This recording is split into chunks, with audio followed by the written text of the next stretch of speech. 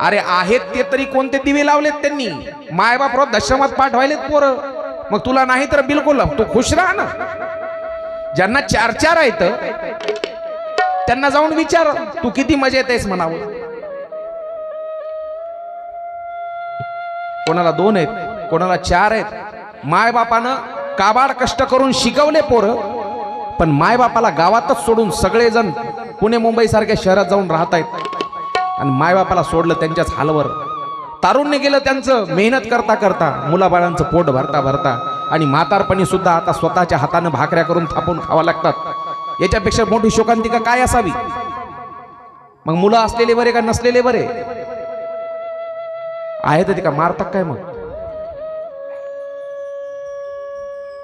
पण एक विचार करण्यासारखी गोष्ट. मी नाही सांगत, ते आत्मदेवाला ते महाराज सांगू लागले होते साधू. अरे बाबा,